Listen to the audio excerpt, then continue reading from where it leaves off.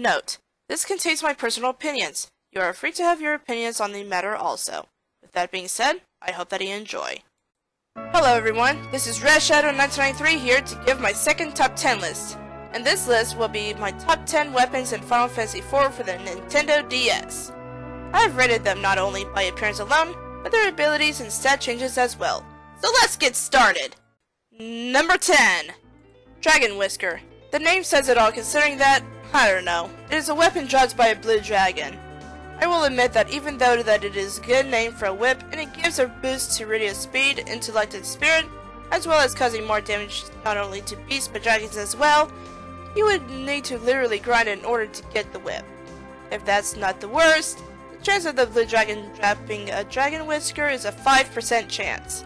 Stat-wise and appearance-wise though, it's clever because of making radio stronger, and it looked like it was legit made from the hide or something. It just made a bane for dragonkind. Number 9. Murasame. While not Edge's most powerful weapon in the game, Murasame certainly is an interesting one. It's guarded by a white dragon and is actually the sister sword to Masamune.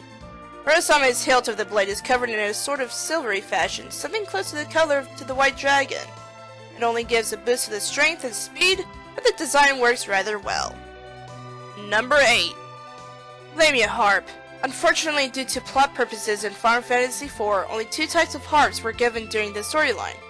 I picked the Lamia Harp out of the 2 though for a few reasons. For one, it is dropped by the actual Lamia kind in the Antlion's Den. This results in the harp having a snake-like appearance towards the top. It doesn't stop there, as its ability is to cause 30% chance of confuse, something that Lamia kind are capable of against the heroes. Number 7. Icebrand. I will have to admit this right now, I normally would not put an elemental type weapon such as fire, ice, or lightning in my personal likes. But the design of this sword is beautiful. The light blue color scheme is great. The guard reminds me of Yorinomaru's design from Bleach. Not to mention that when you first get the Icebrand, if you should get it from the chance in the first place, it is definitely a big help to the fire elemental monsters. Number 6. Runax. This is yet another weapon that would drop from a difficult enemy, such as an armored construct or iron giant. This axe is considered the most powerful axe in the game though, so I suppose I could forgive that. Despite of the decrease of speed, intellect, and spirit, it gives an increase in strength and stamina. Not to mention it's really good against mages, which is good I suppose. Considering endgame levels, it would only do really good against perhaps a fair few.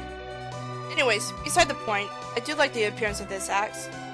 It does live up to its name, as well as reminding me of weapons that could be crafted in Lord of the Rings Online. Number 5.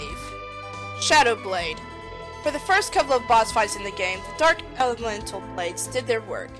Shadow Blade could be obtained in a chest in the underground waterway, which is highly convenient for a reason that I am not going to get into. What struck me as this being my favorite as far as the 3 Dark Elemental exclusive blades go, is that even though Deathbreaker did have a 30% chance of instant death, Shadow Blade in appearance looked more chaotic. I mean that in a good way due to how Cecil's Dark Knight armor looked, to go exceptionally well together in my eyes. Number 4. Hellclaw. Where do I even begin with this claw? The color scheme and overall design look great and suited its name. Not to mention that it has a 30% chance of poisoning enemies upon attacking. It's not the best claw, sure, but I personally like the poison status infliction as it could be a big help to enemies that have a large amount of HP. It literally helped save my life on one of the boss fights. Also, can you even imagine if you had someone walk up to you with this and prick you? You'd want to make sure that you stay their friend. Number 3. Aura Staff. During my private playthroughs of Final Fantasy IV, I often stuck with a character-exclusive weapons like Cecil and his holy swords, or Rosa with her bow and arrows. However, I really do think this staff is nice. It only gives a boost in spirit and casts a spell when it's used as an item. Not that impressive, I would have to admit, but the nice feature of it is its appearance in general. It looks like it has a dream catcher on the stick. Now, dream catchers do seem to have a spiritual thing going on, and this staff does boost in spirit, which ties the two together rather well. Truthfully, I wouldn't mind having this staff myself. Number 2. Wyvern Lance. This is also dropped by Dragonkind in Final Fantasy IV, unfortunately, especially by Blue Dragon and Red Dragon. Fortunately, the chances of having it dropped grows as Blue Dragon drops a lance at 4%, and the Red Dragon drops a lance at 5%. Though that would mean that you would be grinding and killing those dragons until you are lucky to get the lance. Appearance-wise, it's pretty neat to look at, seeing as how it gives off this medieval feel. And considering how it's super effective against Dragonkind, it might as well be medieval. And I do like medieval stuff like that. Unfortunately, the Wyvern Lance did not achieve the number 1 spot. That spot belongs to Ragnarok. In any case, this is the most powerful holy sword, giving Cecil a good boost of strength. Ragnarok is acquired by defeating Dark Bahamut, who is not quite as kind as his regular counterpart.